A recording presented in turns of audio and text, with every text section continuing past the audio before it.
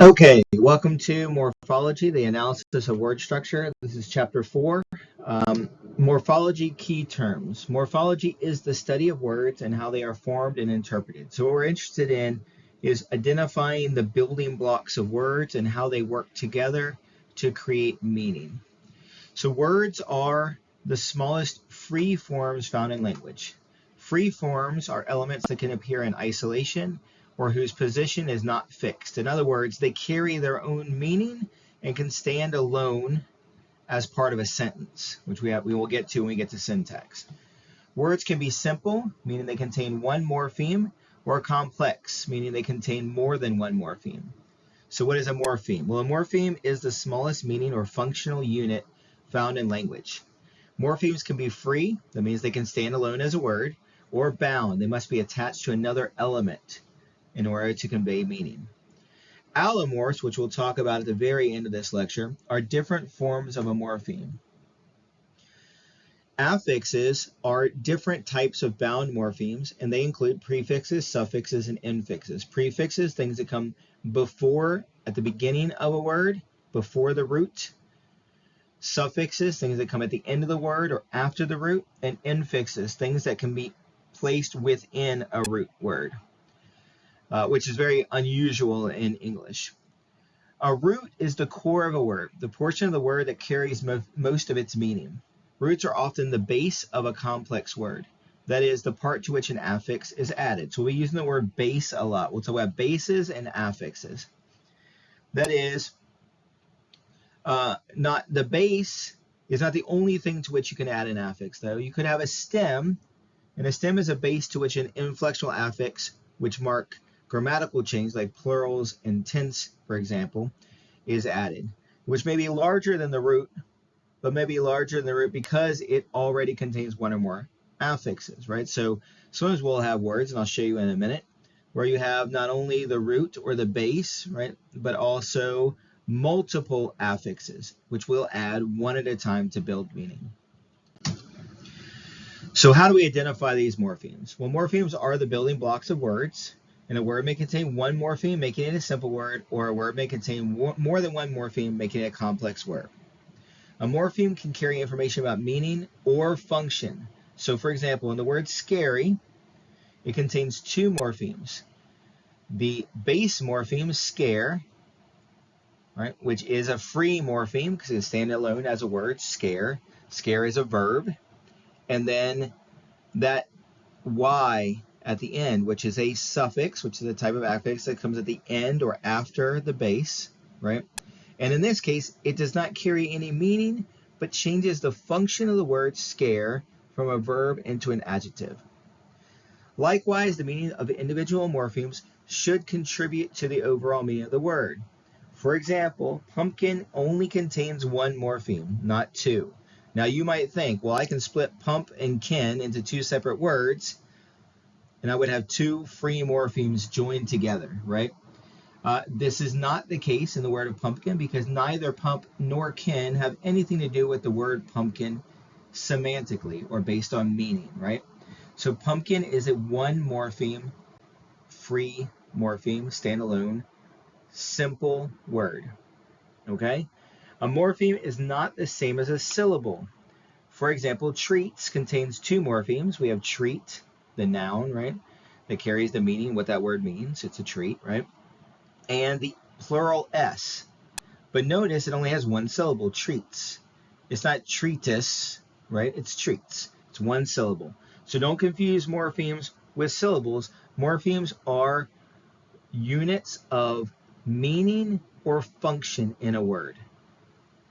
Often during word formation, changes in pronunciation and or spelling occur, and these do not affect a morpheme's status as a morpheme. For example, scarier contains three morphemes: scare, the Y, and the ER, right? So scare, notice, has been reduced to scar. It still is the morpheme scare, that verb, right? To frighten someone, scare, right?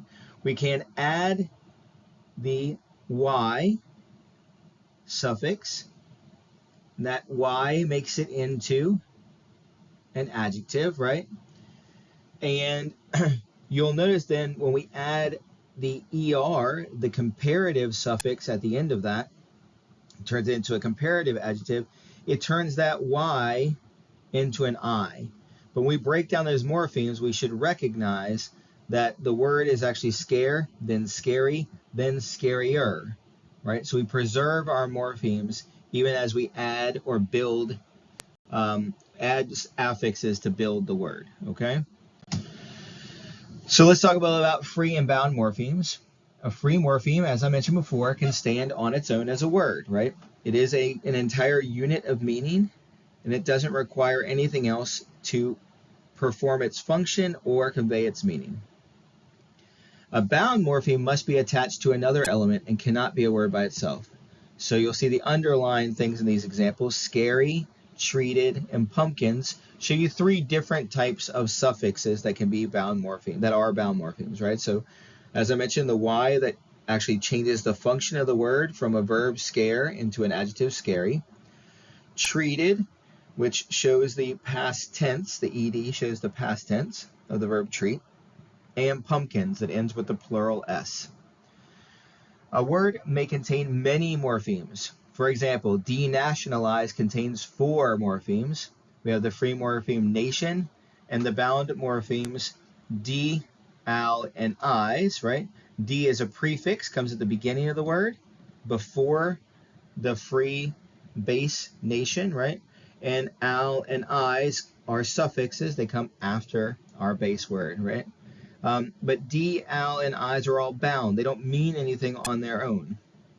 They instead are bound to the word nation in order to change the function and or meaning of that word. Identifying lexical categories. Okay, so lexical categories is how we categorize word functions. And morphology, we're concerned with 4 lexical categories: nouns, verbs, adjectives, and prepositions. Nouns typically refer to concrete and abstract objects, just like grammatically you probably learned, right? People, place, things, and ideas, right? Verbs typically denote actions or states of being, just like you've learned before about verbs. Adjectives typically refer to properties of nouns, that is, they're describing words. And prepositions typically indicate relations in space or time. So note that some affixes change the lexical category of the root, right? Like we talked about scary, while others do not, like pumpkins, right? We pluralize a noun, it's still a noun. But when we add that Y suffix to scare, it moves from being a verb to turning into an adjective, okay? So how do we show the ways in which these morphemes build a word? We can look at the word structure and show it graphically by using a word tree. So a word tree is a representation of a word's internal structure. To put together a word tree, you need to be able to determine the number of morphemes in a word, identify roots and affixes, and assign lexical categories. Remember that the prefixes are attached to the front of a base, while the suffixes are attached to the end of a base. Infixes occur inside another morpheme and are not typical in English. Okay. So in the very first example, we have what it might look like if we had a word tree for a root plus a suffix. In this case, our word is kindness. Right, we start with some easy ones. In English, they're a little bit easier for native speakers, right? So we know that kind is our base and ness is our affix.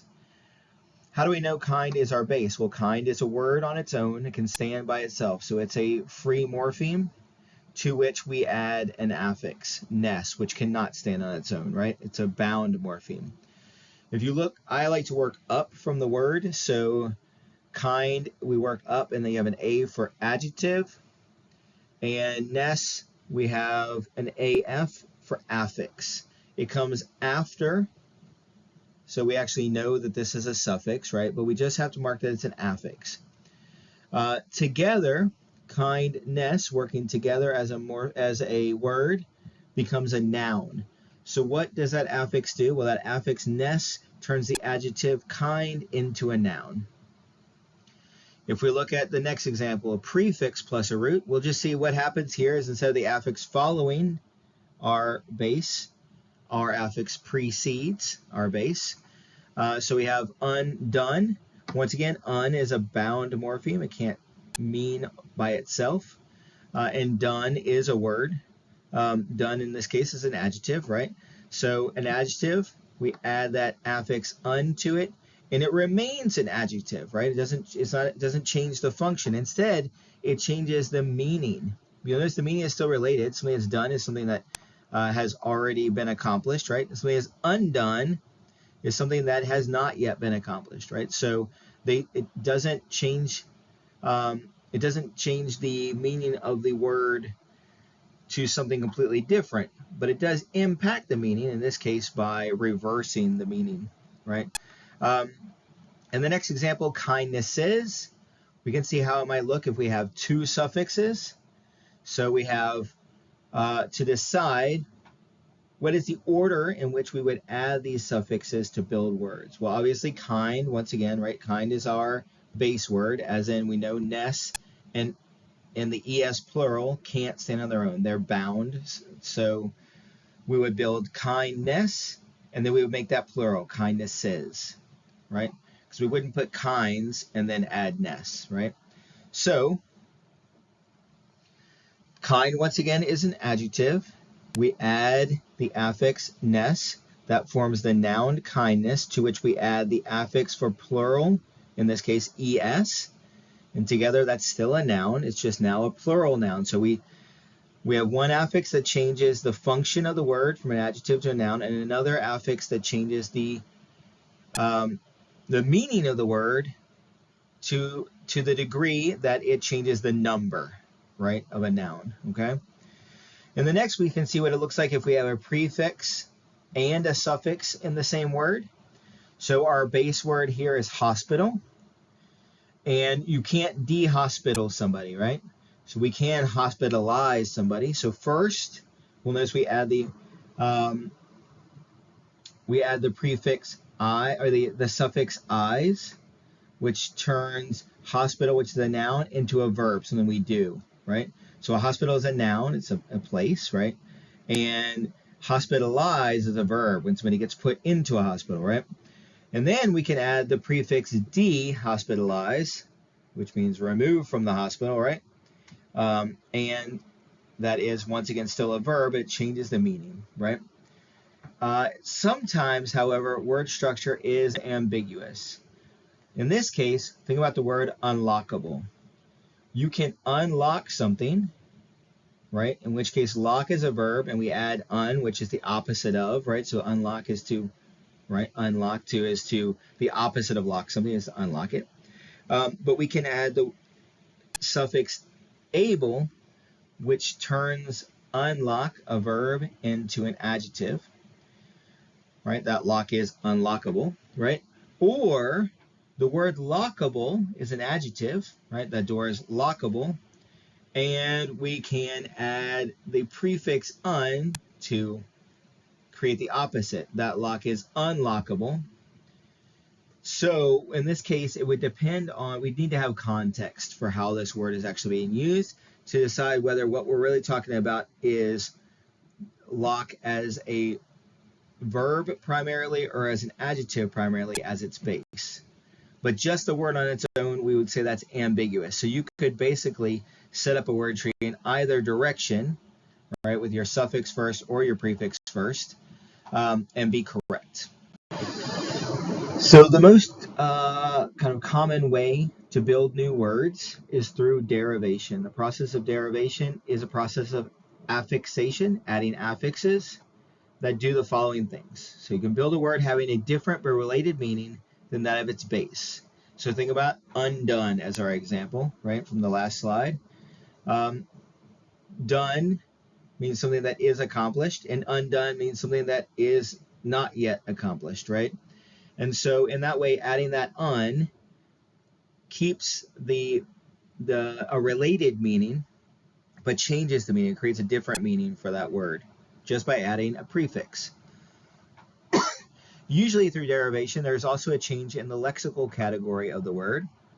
So think about our example from the previous slide, kindness, and that ness turned kind from an adjective into a noun, right? Kindness becomes a noun. It's a quality, right? And oftentimes the affixes that are added through derivation are restricted to a certain class of bases which they can attach. And I'll show examples of that in a minute. English has many derivational affixes. For example, the ity as a suffix combines with an adjective such as stupid to create a noun like stupidity. Similarly, the suffix full combines with a noun such as faith to create an adjective faithful. Or meant combines with a verb such as adjourn to create a noun adjournment, right? You can think about, I'm sure, other examples of how these and other suffixes work to change the lexical category of a word and creates a new word, right? So stupid doesn't mean the same thing as stupidity, but they're related, right?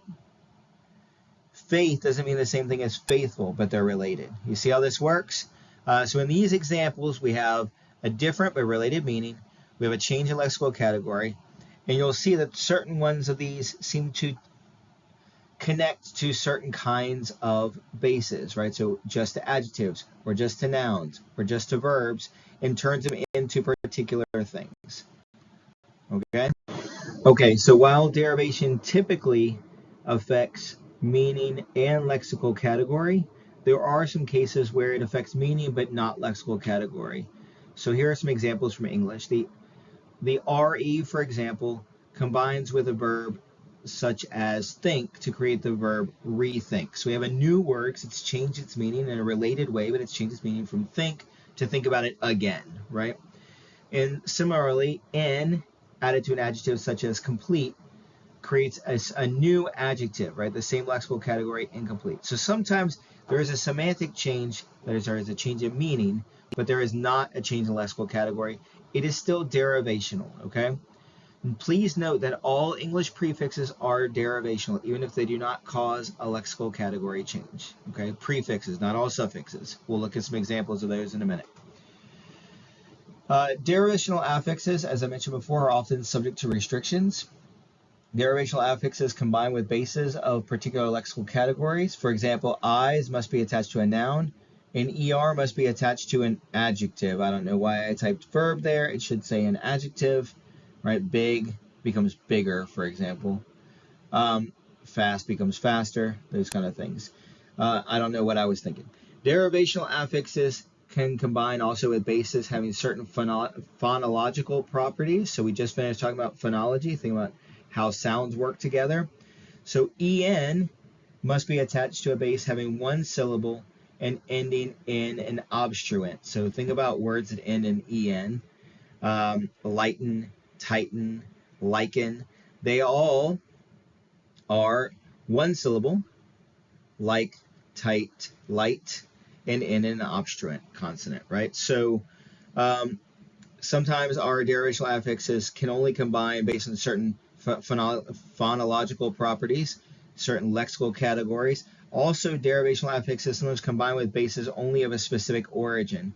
For example, the ANT, as opposed to the typical English ENT at the end of a word, must be attached to a base of a Latin origin. And that's because those are borrowed words into English and sometimes adhere still to Latinate expectations of affixation.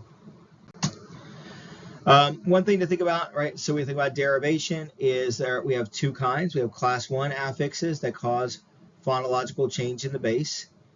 They can change the sound of the word, right? And class 2 affixes do not cause phonological change in the base, right?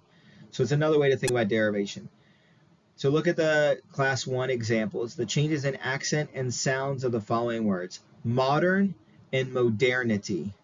You'll notice that the accent, I've shown the accent there with an accent over the vowel sound, but modern becomes modernity. So that and modern becomes modernity. Modern, modernity. So by adding that affix ity and turning our adjective into a noun, we have also changed the sounds of the word, right? Phonological change. Consider also modernize and modernization. right? So notice where the accent shifts from modernize to modernization. So the accent shifts there by adding, by turning a verb, in this case modernize, into a noun, modernization. This nominalization of a verb is typical of a lot of English derivation. We use the same words in their relation to show class 2 affixes that don't cause phonological change. So modern becomes modernize. Notice it's the same word, modern, modern. We just added eyes in the second case. But we do create a new word here. There's just not a phonological or a sound change in the base. All right. There are lots, of course, other ways of forming words. Another one of the common ways to form words is compounding. Compounding involves the combination of two or more words into a new word. So, right, we have, instead of having one free morpheme, one word, right, that is a free element, right, to which we add a bunch of bounded elements, bounded morphemes, like prefixes, suffixes, and infixes, altogether affixes. We can actually take two free words and combine them to create compound words. Okay, and these compound words still have a base. They still ultimately have the main word, even though they're both free words. Okay, and how do we know that? We call that headedness. So the head of a compound is the morpheme that determines the category of the entire compound. For example, blackboard. English tends to be right-headed, so you'll be able to recognize the head of these words more easily. But blackboard, you'll notice that blackboard, is a noun because the head, board, is a noun. If the head was black, then our word would actually be an adjective, right? Which we know blackboard, because we're English speakers, we know blackboard is not an adjective, is a noun, right? So what we can recognize is how these compound words tend to work in different languages. In English, they tend to be right-headed. That means the word that is the final, furthest to the right, will typically be the primary morpheme to determine its lexical category. All right. We should also pay attention to stress patterns. Stress tends to be more prominent on the first member of the compound rather than the second. For example, greenhouse rather than greenhouse. Note that compounds may be written as one word, like greenhouse. They may be separate words or hyphenated words in English. In this case, greenhouse together is a compound word, and we have the stress on that first word, greenhouse. It finds its head in house, right? Because it's a noun. A greenhouse is a place, right? But if we say greenhouse separately, you'll notice that the greenhouse, the accent's on the house more, right? The stress is on the house, is just a house that would be painted green, right? And so in this case, it would have two separate words, green and house. One is an adjective and one is a noun. They haven't actually joined together to be one thing. We should notice also that tense and plural markers are usually added to the compound as a whole and not just the first member. So we say fire engine becomes fire engines and not fires engine or fires engines. Different languages will do this differently, but in English, this is how it works. You'll notice that fire engine in this case is an example of how a compound word is not always typed together as one word. But in this case, that fire is not describing what kind of engine it is. It is part of the noun fire engine. Finally, think about meaning relationships. So in an endocentric compound, the compound denotes a subtype of the head. So a teacup is a type of cup. Lunchroom is a type of room. We might also say, to some degree, a blackboard is a type of board. If you think about a board, is a thing that you write on, like a chalkboard, a blackboard, a whiteboard. But in an exocentric compound, the meaning does not come from the head. For example, redneck. A redneck is a word that we use to describe a person, for example, not to describe the color of someone's neck, right? Another common way that we see in building new words is through inflection. And inflection is commonly a process of affixation that adds affixes that provide grammatical information, do not change the lexical category of a word, and occur at the outer edges of a word. That is, they occur last. English actually only has 8 inflectional affixes, and they're found on nouns, verbs, and adjectives, as we'll talk about in a minute. So how are inflections different from derivations? Well, derivations are changing the meaning of the word and oftentimes changing the lexical category of the word. Inflection is not changing the meaning, but it's changing some other quality that is grammatical information about the word. So we're making nouns plural or possessive. We're making verbs, we're conjugating verbs in the third person singular, in past tense, and in progressive, which are those ing endings, and in past participles, the en or ed endings. And adjectives, we're adding the comparative or the superlative, er or est. Okay?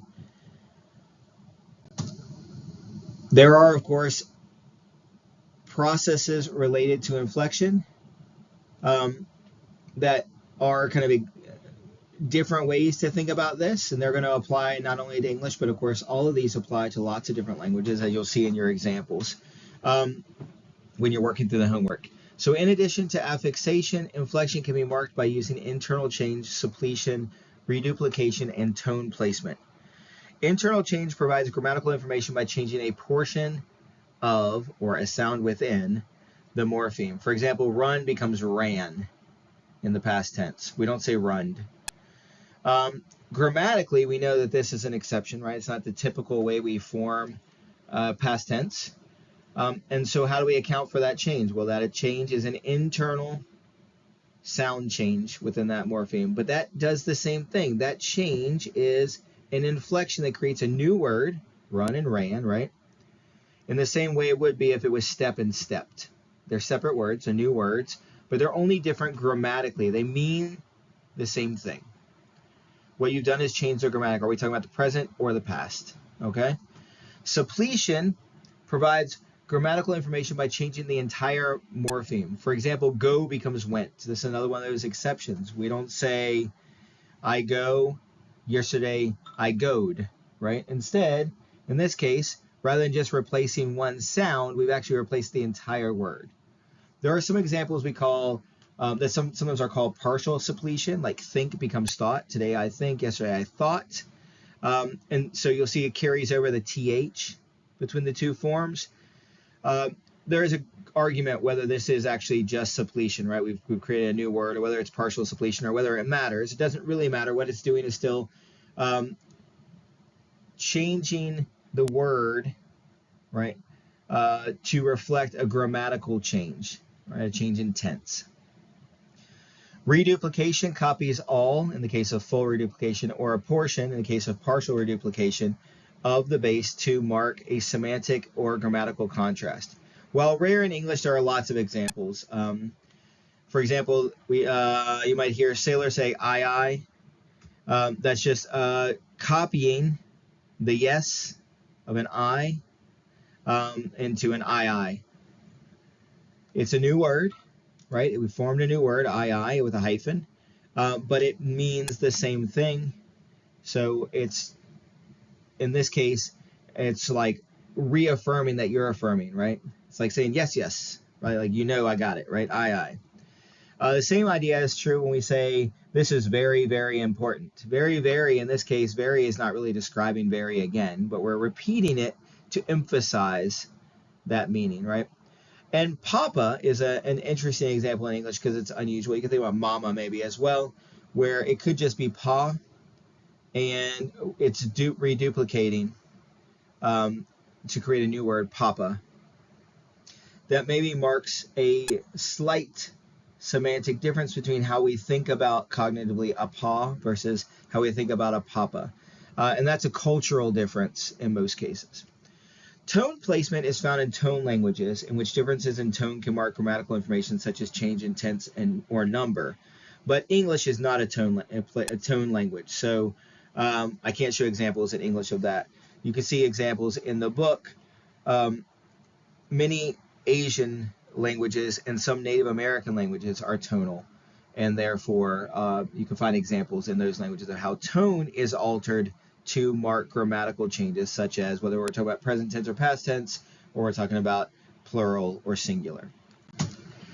Other morphological processes. So right, there's lots of ways to build words.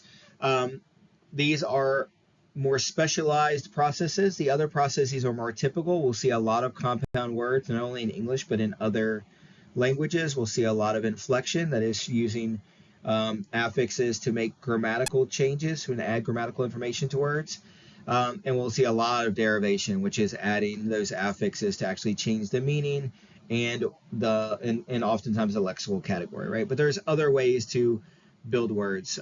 So cliticization are when bound morphemes behave like words in teams of meaning and function. For example, the RE from the word are that is attached in contractions like there. So you'll notice that they is our base, and we have this weird RE. Now, RE, if it was they are, would actually be two separate words, but we've created this one word there, right, that slams these two meanings together. And what it's done is it works like a compound word, but we've also deleted one of the letters in there. And so it's a special kind of word. So imagine that you had a compound word where you removed or cliticized one of those parts, right? And so the RE now is a bound morpheme. It can no longer stand on its own as a word, right? So that's an example of that. So you see that a lot in English in contractions, but it also can occur in other languages for different purposes in different ways. Conversion are words that assign a new lexical category to an existing word. We see this a lot of times when a noun is turned into a verb. So butter, normally you might say spread the butter, right? But we can also just say butter your bread. That is a new word that comes from the noun just by changing its lexical category. We actually didn't change the word at all. We changed the definition of that word. Clipping, words created by shortening an existing word, like condominium becomes condo. We know this a lot because language wants to be more efficient. We want to be more efficient when communicating. So we might see other forms like this typically in English, but also in other words, right? Particularly in colloquial speech, right? In actually used speech. Blending, words created by combining portions of other words. So instead of having a compound word like spiced ham, you might have spam, right? And so I don't know how many of you knew that spam actually comes from the words spiced ham, but you can see how that works to build a new word that didn't exist before, right? Back formation, words created by removing an affix from an existing word. So donation actually pre-exists the word donate, which is the verb to make a donation, right? And what we've done is we've reverted that word from a noun with a noun affix, ION, or by removing that, turned it into a new word, a verb. Even though it's not a new word for us, it's a verb that's been around a long time. An acronym is another kind of word that's created. We see a lot of these in the latter half of the 20th century. And a lot of them come from science and military. We'll see words created from the initial letters in a phrase. For example, radar, which is actually, if you didn't know, an acronym that is escaping me at the moment. I swear I just looked at it to remind myself and I've already forgotten. Scuba, which I do remember, self-contained underwater breathing apparatus. Radar, radio detection and something else. So that's why it kind of throws me off, because that RA becomes is actually the beginning of the word. So instead of going ardar, it's radar, right? And UNICEF is an example of a big organization that now everybody just knows as its acronym. Okay. Onomatopoeia, words created to sound like the thing they name. For example, buzz or sizzle or hiss or snap, crackle, pop. All of these are sound words, right? They are words that are meant to mimic the sound that they are naming. Coinage is when words are just kind of pulled out of thin air by authors or inventors. So something like Teflon. Teflon doesn't really have any kind of connection to a previous word for how that word came to be. Instead, somebody created a product and named it Teflon, in this case DuPont. Nerd, I don't know if you know, but that's a word that was actually coined by Dr. Seuss that has really caught on, right? And Jabberwocky, very famously from Alice in Wonderland. Eponyms are words created from names. For example, you might not know that the name boycott is actually from an Irish landowner who was protesting, and his name has now become synonymous with not visiting or patronizing a particular place in order to make them suffer economically in support of a cause, right? And finally, we borrow words. In English, this is very much true. We borrow words from other languages oftentimes, and oftentimes with that come different word creation processes that aren't typical of English. But here, for example, recently, a lot of people talk about reorganizing their homes and their offices because of feng shui or feng shui. It's actually feng shui. Some people I've heard say feng shui. It's what happens when we borrow words. Is feng shui, and that is borrowed into English, and therefore it does not fit any of our typical morphological processes and how we build words in English. Okay, so what are we going to do with all this so we can better understand English? Well, you're going to practice kind of looking at words by looking at examples from different languages, as we normally do. But what do you do when you look at these problems? So the goal in tackling morphology problems is to isolate and identify all the morphemes in the data given. So we were talking about what are the morphemes? What's the base? What are the affixes? If there is a compound word, what's the head, right? These kind of ideas, right? So if you're doing this in a language with which you are not familiar, you have to start by identifying recurring strings of sounds and match them with the recurring meanings. So you'll see that the examples in our book are provided typically in phonetic transcription, that is by sounds, right? We're working with sounds, not spelling. It would be very difficult for us to work in languages that did not use our same alphabet, right? And so what we've done, instead of having to learn a whole bunch of different alphabets, is transcribe all of these languages into their sounds, right? So we can all use the same alphabet to investigate and study these languages. That's why we learned phonetics. That's why phonetics was important, right? Also note that sometimes the book actually makes those pronunciations easier than they actually are in real use, to make it easier for us as students to actually do that work, okay? If you're working in the field, it can be much more complex because of issues we'll talk about later in the semester about dialects and idiolects, right? The ways in which different groups of people or different individuals say things. It might sound differently. We did a little bit of that, right, when we transcribed other speakers in comparison to ourselves. Imagine that in a big study where you're looking at a whole group of people, right? So the textbook kind of simplifies things a little bit for us. Also remember that an affix is only an infix that's inserted into a root, right? So don't get confused that because you have a bunch of suffixes that one of those is an infix. Anything that comes after the base is going to be a suffix. Anything that comes before the base is going to be a prefix. Only if it's within the base is it going to be an infix. And don't forget to use hyphens to mark your bound affixes, right? Your prefixes, suffixes, and infixes. Remember, root words do not need hyphens. Okay, so here's a really quick, simple one that we can do without me being there with you, right? So Toba Batak is a Malayo-Polynesian language of Sumatra. Although tones are marked, you may disregard them for this exercise. The tones, oftentimes in tone languages, are marked with accents. I am not going to pronounce these words because we don't have to do this problem. And in fact, you won't have to do this problem because looking at it written in transcription makes it much easier to see the differences in the sounds, right? So if we look, the difference between good and better, tall and taller, ugly and uglier, full and fuller, steep and steeper, dark and darker, across each one, we'll see that the words are exactly the same except for there is an infix of um in the comparative structure. So hopefully you see, where does that infix occur? Well, it occurs right after the initial consonant, okay? So A asks, what morpheme indicates the comparative? Remember that morpheme is going to be that one word piece that establishes the comparative. In English, that would be the ER at the end of a word, right?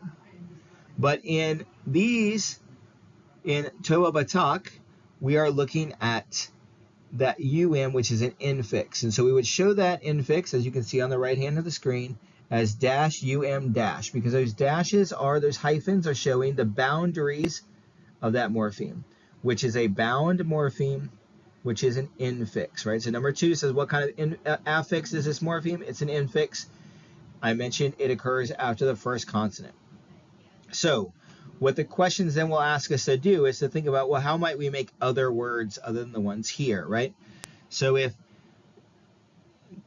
datu means wise, what is the form for wiser? Well, we have to do what? We have to add in the affix, or the infix in this case, that creates the comparative, right? In English will be the ER, but in this case is an infix to create dumatu.